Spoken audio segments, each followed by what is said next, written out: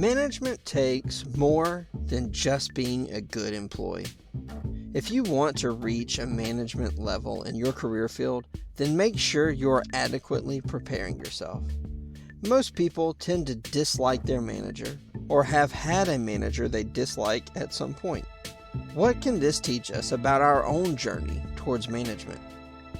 One of the biggest problems that I've seen over the years of working with my own managers, as well as working with other managers with department-related issues, is that many have no idea how to manage. They excelled at their jobs and were very high-quality workers, but had little to no experience in leading people. There are actually principles devoted to this idea that managers are bad. This gives some idea that it may not just be in our heads, but it may be an actual reality that many managers are bad. Additionally, because these principles exist, we can learn from them and avoid these in our own careers. While both principles attempt to explain incompetence in management, they have very different theories as to how people get there.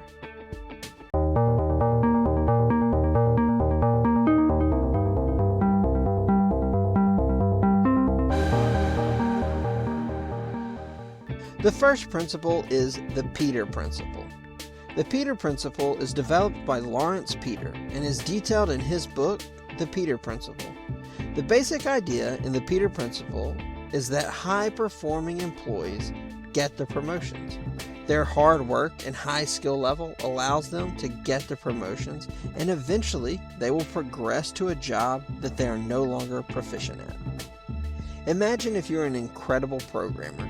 You get promoted to lead programmer, then manager of programming. If you didn't work to improve your leadership skills, you would likely be slightly worse at each new level you reach. Being good at programming doesn't make a good lead, and neither programming nor leading necessarily mean you'll be a good manager of a department.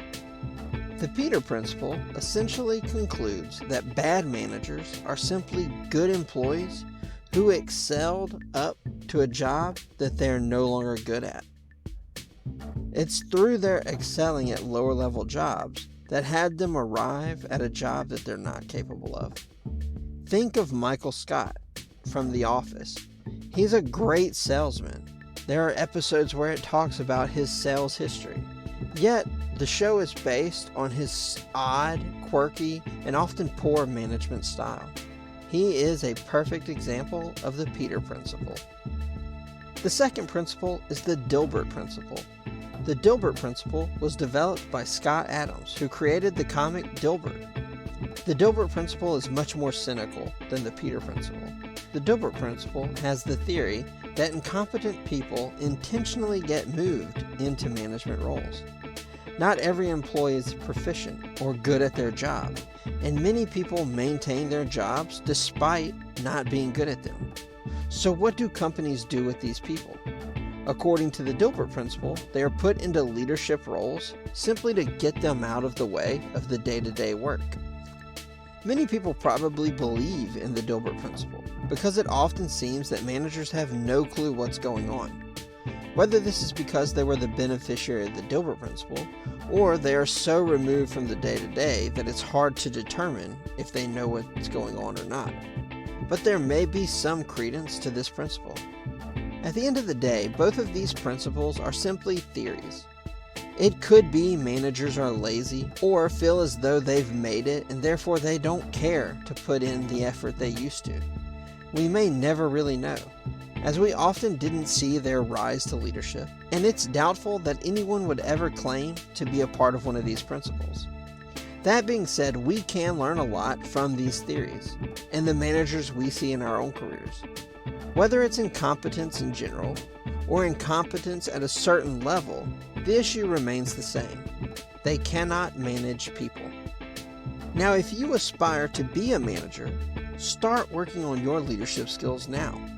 Too often it seems that people get put into leadership roles and then start working on improving their leadership skills. It may be too late by this point.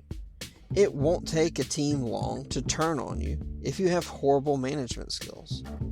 Take training courses on leadership, practice techniques on projects you lead, and start working on communication with coworkers today. If you can improve your leadership skills along your journey, you can be the manager that avoids these principles.